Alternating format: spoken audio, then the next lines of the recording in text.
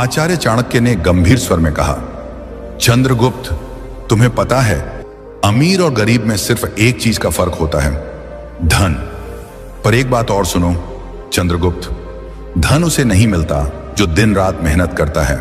धन उसे मिलता है जो जानता है कि मेहनत दूसरों से कैसे कराई जाती है। यानी धन हमेशा दिमाग वालों के पास जाता है, शारीरिक श्रम करने वालों के पास नहीं। शारीरिक श्रम से इंसान कभी अमीर नहीं बनता, उसके पास कभी पर्याप्त धन नहीं होता। यह बात तुम हमेशा याद रखना। पर्याप्त धन चाहिए, बहुत धन चाहिए तो अपनी मानसिक शक्ति को काम पर लगाओ। दिमाग से काम करो, हाथों से नहीं।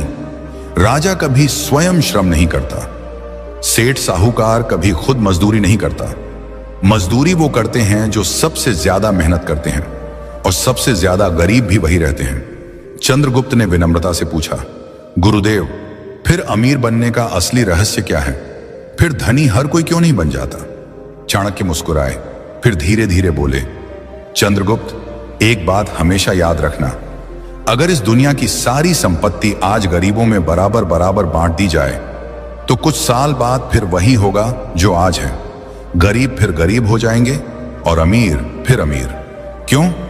क्योंकि अमीरी गरीबी धन से नहीं बनती, अमीरी गरीबी बुद्धि से बनती है। जो व्यक्ति अपनी बुद्धि के घोड़े दौड़ाता है उसे अमीर बनने में देर नहीं लगती। जो बुद्धि को सोने देता है और केवल शरीर से मेहनत करता रहता है वो जीवन भर गरीब ही रहेगा। धन बुद्धि का खेल है, मेहनत का नहीं। फिर चाणक्य ने कहा, आज मैं तुम्हें 7 ऐसे तरीके बताने जा रहा हूं जिन्हें जान लेने के बाद तुम्हें धनवान बनने से कोई नहीं रोक सकता। ये 7 तरीके चाणक्य नीति के सबसे गहरे सूत्र हैं। इन पर अगर तुम अमल करोगे तो एक दिन पूरा भारत तुम्हारे नाम का जयकारा करेगा। और फिर चाणक्य ने पहला सूत्र बताया, नियम 1, अपनी अक्ल में पैसा लगाओ। यह सबसे बड़ा निवेश है। अगर तुम सचमुच धनवान बनना चाहते हो, जीवन में वह ऊंचाई छूनी है जहां न पैसों की कमी रहे, न सम्मान की, न स्वतंत्रता की, तो सबसे पहला और सबसे जरूरी काम यह है कि तुम अपना सारा ध्यान, सारा पैसा और सारा समय सबसे पहले अपनी अक्ल पर लगाओ। मैंने तुम्हें पहले ही कहा था, शारीरिक श्रम छोड़ दो। हाथ पैर से मेहनत करने में कोई बुराई नहीं, लेकिन वो तुम्हें एक सीमा तक ही ले जाएगी। उस सीमा के बाद रुक जाओगे। मजदूर दिन रात हथौड़ा मारता है, फिर भी 2 जून की रोटी को मोहताज रहता है। क्यों? क्योंकि उसने अपनी अक्ल को कभी नहीं खोला। दिमाग के घुड्डे को दौड़ाओ, और दौड़ाने का मतलब है सीखो, सीखते रहो, जीवन के अंतिम क्षण तक सीखते रहो। जो व्यक्ति सीखना बंद कर देता है वो जीते जी मर जाता है, उसकी कमाई भी मर जाती है। नियम 2, मौके खुद नहीं आते, उन्हें पहचानना पड़ता है। अवसरः कालेन आगच्छति कालेन च नश्यति तम यह सन्नादति स सिद्धिम प्राप्नोति। अर्थात अवसर समय के साथ आता है और समय के साथ नष्ट भी हो जाता है। जो उसकी ध्वनि सुन लेता है वही सिद्धि प्राप्त करता है। धनवान बनना है तो सबसे दूसरा और सबसे नियम यह है कि तुम्हें अवसरों की आंखें खोलनी पड़ेंगी।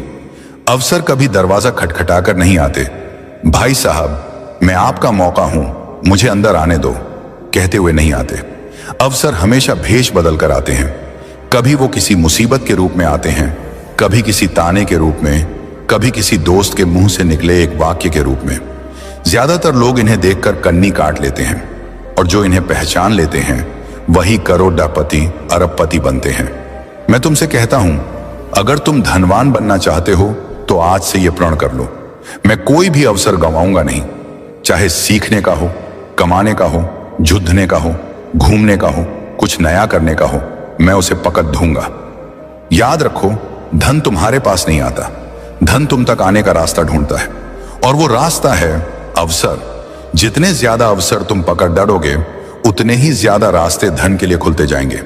और अगर तुम अवसरों को चूकते रहे तो चाहे कितना भी पहला नियम सीखना फॉलो कर लो, तुम्हारी सारी सीख बेकार हो जाएगी, क्योंकि सीख का इस्तेमाल करने के लिए मौका चाहिए।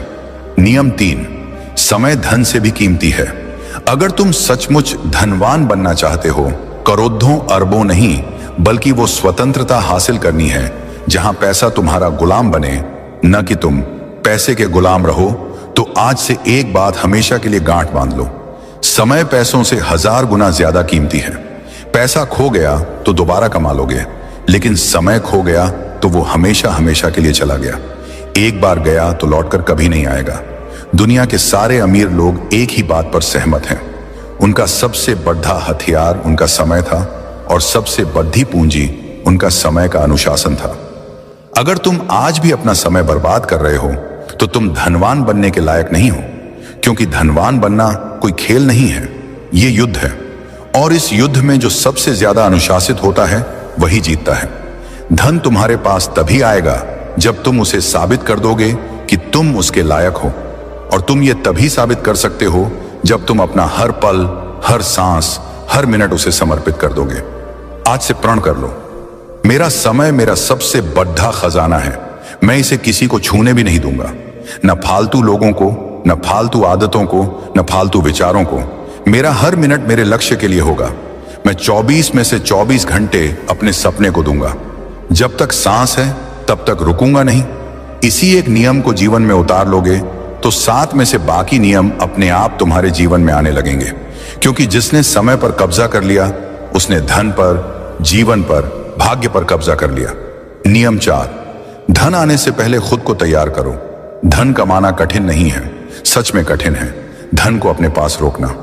तुमने देखा होगा, लॉटरी लगी, 2-4 साल में कंगाल, सैलरी बढ़ी, 1 साल में फिर वही पुराना रोना, बिजनेस चला, 2 साल में फिर कर्ज में डूब गए। क्यों? क्योंकि धन आने से पहले उन्होंने खुद को तैयार नहीं किया था। वे बर्तन थे पर छलनी थे, पानी डालो सारा नीचे। मां लक्ष्मी बहुत चतुर हैं, वे वहां नहीं ठहरती जहां संयम नहीं, जहां नियंत्रण नहीं, जहां आदतें गंदी हैं। धन एक नदी है, अगर तुमने बांध नहीं बनाया तो वह बह जाएगी, और बांध बनता है तुम्हारे अंदर, तुम्हारी आदतों में, तुम्हारे चरित्र में। इसलिए आज का नियम सबसे कठोर और सबसे जरूरी है। धन आने से पहले खुद को तैयार करो। अगर तुम आज गरीब हो पर संयम सीख लोगे तो कल अमीर बनकर भी राजा बने रहोगे, और अगर आज अमीर हो पर संयम नहीं सीखा तो कल कंगाल बनकर रोओगे। धन आता है तो तुम्हारी असली परीक्षा शुरू होती है। वह तुम्हें दिखाता है कि तुम सच में कौन हो। लालच है या संतोष, अहंकार है या विनम्रता, फिजूल खर्ची है या विवेक, दिखावा है या गरिमा। ज्यादातर लोग इस परीक्षा में फेल हो जाते हैं। पहली बड़ी सैलरी आई नहीं कि नई गाड़ी, नया फोन, पार्टी, शराब, मौज मस्ती। 2 साल बाद फिर वही पुरानी साइकिल। मैं तुमसे कहता हूं, धन आने से पहले खुद को ऐसा बना लो कि जब करोड़ों आए तब भी तुम पहले जैसे ही रहो। जूते पुराने हों या इतालवी, तुम्हारा चलना वही रहे। खाना ढाबे का हो या 5 सितारा, तुम्हारी भूख वही रहे। यही असली तैयारी है। लालच धन का सबसे बड़ा दुश्मन है। जैसे ही 2 पैसे हाथ में आते हैं, लालच कहता है, अरे यार अब तो जी ले, अब तो मौज कर, और तुम जीने के चक्कर में अपना भविष्य मार देते हो। नियम 5, अपनी संगति को सुधारो और दिमाग को लक्ष्य के प्रति प्रेरित रखो। तुम चाहे जितना भी सीख लो, जितने भी अनुभव कर लो, जितना भी समय लगाओ, अगर तुम्हारी संगति गलत है तो सब बेकार। तुम वही बनते हो जिनके साथ रहते हो। तुम्हारी कमाई, तुम्हारा चरित्र, तुम्हारा भाग्य, तुम्हारा भविष्य, ये सब तुम्हारे आसपास के 5 लोगों के औसत से तय होता है। तुम जहां बैठते हो, जिसके साथ चाय पीते हो, जिसके साथ रात को फोन पर घंटों गप्पे मारते हो, वही बताता है कि 10 साल बाद तुम कहां होगे।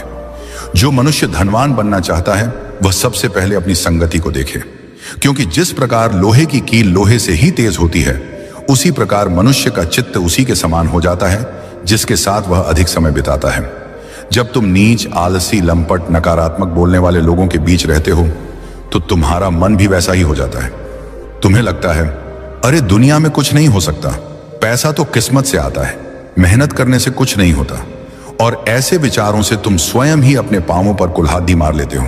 पर जब तुम उच्च चिंतन वाले, धनवान, विद्वान, संयमी और लक्ष्यनिष्ठ लोगों के बीच रहते हो तो तुम्हारा मन भी ऊंचा उठने लगता है।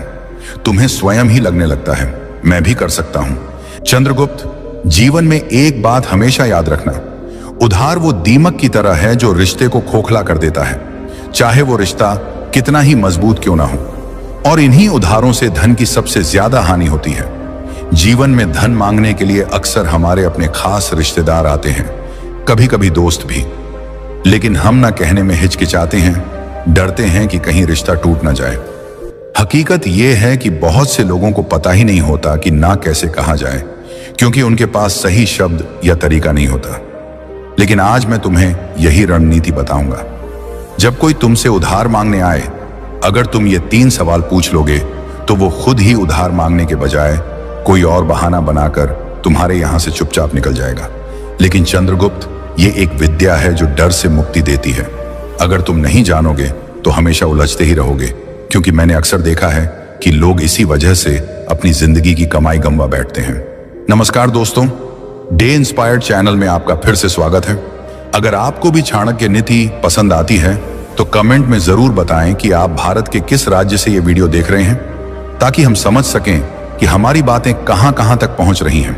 और चलिए बिना देर किए वीडियो की शुरुआत करते हैं। दोस्तों, चाणक्य की ये बातें आज भी उतनी ही सच्ची हैं जितनी उस पुराने जमाने में थीं। कल्पना कीजिए, चाणक्य के समय में पाटलिपुत्र की गलियों में एक साधारण व्यापारी रहता था। नाम था विष्णुदास। वो दिन रात मेहनत करके अपना व्यापार चलाता था, अनाज बेचता था और थोड़ी बहुत बचत करता था अपने परिवार के लिए। एक दिन उसका दूर का रिश्तेदार आया, बोला, भाई मेरी फसल बर्बाद हो गई है बाढ़ में, बस थोड़े पैसे उधार दे दो, अगली फसल में लौटा दूंगा। विष्णुदास का दिल पसीज गया। उसने अपनी सारी बचत दे दी। लेकिन महीने बीत गए, साल बीत गए, वो रिश्तेदार नजर नहीं आया। बाद में पता चला कि उसने वो पैसे अपनी ऐशो आराम में उड़ा दिए थे। विष्णुदास का परिवार भूखा रहा, बच्चे स्कूल नहीं जा सके और वो रिश्ता, वो तो पहले ही खोखला हो चुका था। चाणक्य कहते थे, धन की रक्षा करना परिवार की रक्षा करना है। आज के समय में भी यही हो रहा है। लोग फोन पर मैसेज करते हैं, भाई इमरजेंसी है, 50,000 उधार दे दे, और हम देते हैं क्योंकि नहीं देना हमें बुरा लगता है। लेकिन सच्चाई ये है कि पैसा देने के बाद रिश्ता और मजबूत होने के बजाय कमजोर हो जाता है। क्यों?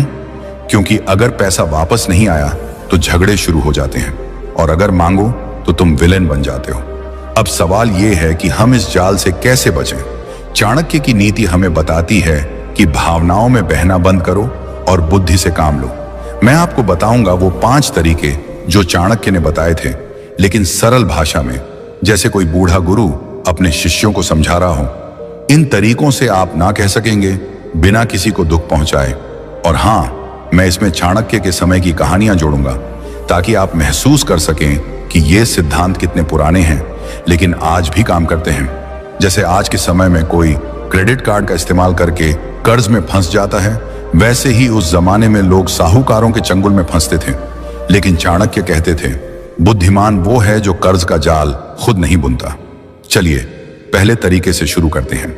ये है, तुरंत जवाब न दो। चाणक्य इसे समय की ढाल कहते थे। जब कोई पैसा मांगे, चाहे वो कितनी बड़ी मुसीबत बता रहा हो, उसी वक्त हाँ या ना मत कहो। बस मुस्कुराकर कहो, भाई मैं तुम्हारी परेशानी समझता हूं, लेकिन मेरा पैसा अलग अलग जगहों पर लगा हुआ है, मुझे अपने हिसाब किताब देखने दो, घर वालों से बात कर लूं, कल तक बता देता हूं। ये 24 घंटे आपको सोचने का मौका देते हैं और सामने वाले की नीयत भी परख लेते हैं।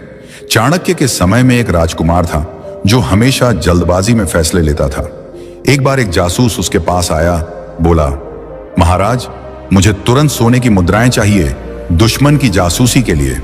राजकुमार ने उसी वक्त दे दी। बाद में पता चला वो जासूस दुश्मन का था। चाणक्य ने राजकुमार को डांटा, समय लो, सोचो, तब फैसला करो। आज के समय में भी अगर कोई ट्रांसफर करने को कहे तो कहो, बैंक बंद है आज, कल देखते हैं। आप देखेंगे अगर जरूरत झूठी है तो वो इंतजार नहीं करेगा, किसी और के पास चला जाएगा। लेकिन अगर सच्ची है तो इंतजार करेगा। यह तरीका आपको आसान शिकार होने से बचाता है। मैंने खुद देखा है, मेरे एक दोस्त ने ऐसा किया। उसका चचेरा भाई आया, 20,000 मांगे। दोस्त ने समय मांगा। अगले दिन भाई खुद बोला, रहने दे, किसी और से ले लिया। बाद में पता चला वो पैसे पार्टी में उड़ाने थे। ऐसे छोटे छोटे अनुभव हमें सिखाते हैं कि धैर्य कितना बड़ा हथियार है। अब दूसरा तरीका, सवाल पूछो लेकिन तरीके से। 24 घंटे बाद जब वो वापस आए तो तुम सफाई मत दो कि पैसा क्यों नहीं है, बल्कि उनसे पूछो, भाई मैं मदद करना चाहता हूं लेकिन मुझे यह पैसा जल्दी वापस चाहिए क्योंकि मेरे अपने खर्च हैं। तुम्हारा वापस करने का ठोस प्लान क्या है? पैसा कहां से आएगा? यह सवाल उनकी नीयत को नंगा कर देता है। चाणक्य कहते थे, सवाल वो तीर है जो झूठ को भेद देता है। उनके समय में एक साहूकार था जो लोगों से उधार लेता था, लेकिन चाणक्य ने अपने शिष्यों को सिखाया, पूछो कैसे लौटाओगे? साहूकार हमेशा गोलमोल जवाब देता और लोग बच जाते।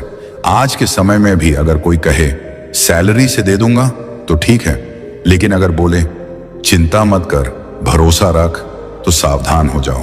तब तुम कहो भरोसा तो है लेकिन रिश्ता पैसों से ऊपर है। अगर पैसा नहीं लौटा तो रिश्ता खराब हो जाएगा और मैं वो नहीं चाहता। ये बात उन्हें सोचने पर मजबूर कर देगी। एक बार मेरी मौसी के साथ ऐसा हुआ। उनका भतीजा आया, पैसे मांगे। मौसी ने सवाल पूछा। भतीजा हकलाया और खुद ही बोला, रहने दे चाची, मैं किसी और से ले लूंगा। बाद में पता चला वो पैसे शेयर मार्केट में लगाने थे जहां वो हार गया था। ऐसे में सवाल पूछना आपको रक्षक बनाता है, न कि लुटेरा। तीसरा तरीका, सुरक्षा मांगो। चाणक्य इसे बंधक का नियम कहते थे। अगर वो अभी भी जिद करे तो कहो, भाई नियम तो होते हैं, मैं पैसा दे दूंगा, लेकिन बदले में एक छोटी सी गारंटी चाहिए, जैसे चेक या कोई चीज रखवा दो। चाणक्य कहते थे, बिना बंधक के धन रेत में पानी है। उनके समय में लोग सोने की अंगूठी या जमीन का कागज रखवाते थे। एक कहानी है, चाणक्य के एक शिष्य ने एक व्यापारी से उधार मांगा। शिष्य ने कहा, मुझे भरोसा है, लेकिन चाणक्य ने हस्तक्षेप किया, भरोसा अच्छा लेकिन प्रमाण बेहतर। व्यापारी ने चेक मांगा और वो व्यक्ति भाग गया। आज के समय में पोस्ट डेटेड चेक मांगो। अगर वो नाराज हो जाए, बोले तुम्हें शक है, तो कहो नहीं भाई, ये तो बस सुरक्षा है। जो साफ नियत का होगा वो दे देगा, लेकिन जो नहीं वो खुद चला जाएगा। मैंने एक पड़ोसी को देखा जो हमेशा उधार देता था। एक बार उसने गारंटी मांगी और मांगने वाला नाराज हो गया, लेकिन बाद में पड़ोसी का पैसा बच गया क्योंकि वो व्यक्ति दूसरों को ठग रहा था। यह तरीका आपको मजबूत बनाता है और रिश्ते को बचाता है। चौथा तरीका, कमी का भ्रम पैदा करो। अगर वो कहे ठीक है, घर वालों से बात कर लो, तो कहो यार पैसा तो था लेकिन अभी अभी फिक्स डिपॉजिट में डाल दिया, अगर निकालूंगा तो नुकसान होगा, अगर तुम वो नुकसान भरोगे तो निकाल लूं। चाणक्य इसे अभाव का माया कहते थे।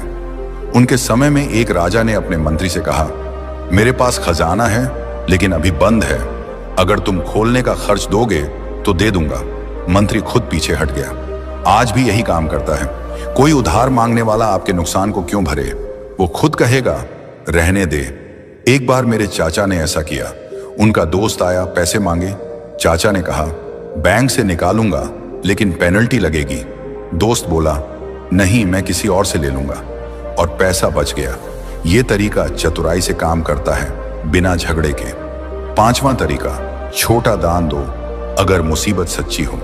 चाणक्य कहते थे, दान से शत्रु भी मित्र बन जाता है। अगर कोई सच में बीमार है या बच्चे की फीस है तो पूरी रकम उधार मत दो। कहो भाई पूरी रकम नहीं दे सकता लेकिन इतना दे सकता हूं और वापस मत करना। इससे तुम्हारा ज्यादा पैसा बच जाता है, इज्जत बढ़ती है और वो दोबारा बड़ी मांग नहीं करेगा। चाणक्य के समय में एक गरीब किसान राजा के पास आया। राजा ने पूरी मदद नहीं दी लेकिन छोटी मदद की। किसान हमेशा आभारी रहा। आज के समय में भी अगर कोई 50,000 मांगे तो 5,000 दे दो दान में, वो खुश होगा और तुम सुरक्षित। मेरी एक बहन ने ऐसा किया। उसकी सहेली आई, पैसे मांगे। बहन ने छोटी रकम दी और रिश्ता मजबूत हो गया। अब अगर रकम बड़ी हो, जैसे लाखों, तो कागजी काम जरूरी। चाणक्य कहते थे, लेखन बिना व्यवहार विवाद का बीज है। एग्रीमेंट बनाओ, चेक लो। जो साफ होगा वो मान जाएगा, जो नहीं वो भागेगा। अंत में चाणक्य की सीख, रिश्ते की कीमत समझो। अगर पैसा न देने से रिश्ता टूटे तो वो रिश्ता था ही नहीं। स्वयं की रक्षा करो। आज से नियमों को अपनाओ। समय लो, सवाल पूछो, गारंटी मांगो, कमी दिखाओ, दान दो। ना कहना आत्मसम्मान है।